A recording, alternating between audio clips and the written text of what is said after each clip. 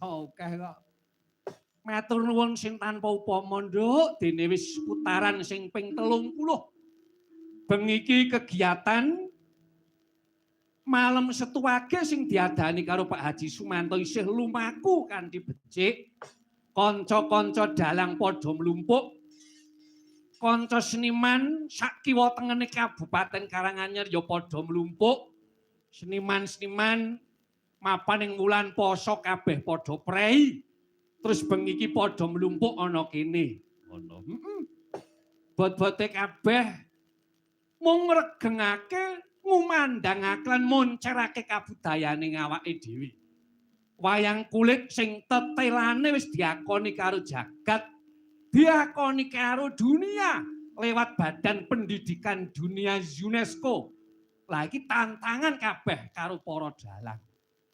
Pak Haji Sumanto selaku pimpinan DPRD Jawa Tengah wis ngajangi memberikan fasilitas kanggo ajange adu trampil para kadang-kadang dalang Kabupaten Karanganyar. Lagi mung karineter awake dhewe iki tenanan apa ora? Utamane dalang-dalang nom iki. Ngono ya, Mak. Yen wis dikeki papan fasilitas sauba rampene komplit, kok kanca-kanca dalang ora gelem sengkut, ora gelem gumregut nggone ngembangake seni tradisi utamane wayang kulit iki, bakal awake dhewe sing kapitunan. Ngono. Mula dongaku Pak Haji Sumanto ora mung iki. Iki isih kira-kira 5 tahun punjul kira-kira dadi ketua DPRD Jawa Tengah. Muga-muga sak suwene dadi pimpinan DPRD. Syukur besok munggah level ana ing nasional wayang kulit grengkuh karo Pak Haji Sumanto. Ngono ya, Pak. Mula kanca-kanca dalang kuwi ngarani entuk Pak Haji Sumanto kuwi bapak wayangnya Jawa Tengah, utamane bapak wayangnya Kabupaten Karanganyar. Ora mung bapak wayang Kabupaten Karanganyar, Pak Haji Sumanto kuwi bapak pembangunane Kabupaten Karanganyar. Ngono ya, Pak. Jane nek nyawang piyayine iki ya wis biasa lho. Lah iya. Ya wis menang klemak-klemek. Mung sektine ora umum. Lah iya. Mula kanca-kanca ngemper nek ngarani Pak Haji Sumanto kae Bapak Bejo Sumanto. Lah iya. Bengi iki, Nduk, kanca dalang mlumpuk Ibu Swarawati, Mbak Sulistyarini, kuwi asli saka Kabupaten Wonogiri.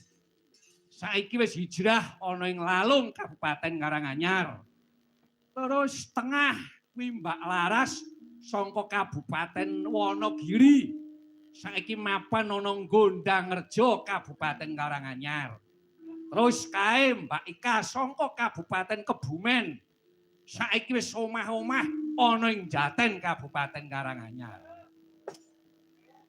Sebabe apa kok Karanganyar kuwi menarik karo kanca-kanca seniman. Lah iya, slogane Karanganyar kuwi tentram. Besar piye wae manggon ning Karanganyar kuwi apa meneh ana sing ngarani Karanganyar kuwi bumi Sunan Lawu. Lho tenan lho. Bumi Sunan Lawu. Papane adem, hawane tentrem, hawane ayem. Angger manggon Karanganyar iki wis maknyus ngono. Lah iya, mula kabeh dalang-dalang ya pengin omah ning Karanganyar. Sing gender kuwi dalang Klaten pengin omah ning Karanganyar. Sing nyaronke dalang Pacitan pengin omah ning Karanganyar. Dalang Klaten Hanan Sinardaya ya pengin omah ning Karanganyar.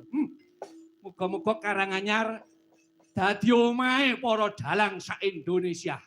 Ngono ya, Mak. Bengi iki sing baku, Nduk, ucap syukur nang ngarsaning Gusti dene acara sosialisasi kebijakan publik lewat seni tradisi sing diajangi saka Bapak Haji Sumanto isih lestari. Muga-muga terus ngrembaka, terus ngumandang ora mung Karanganyar, ora mung Jawa Tengah, yen perlu program iki ngumandang saindenging jagat. Ngono ya, Mak.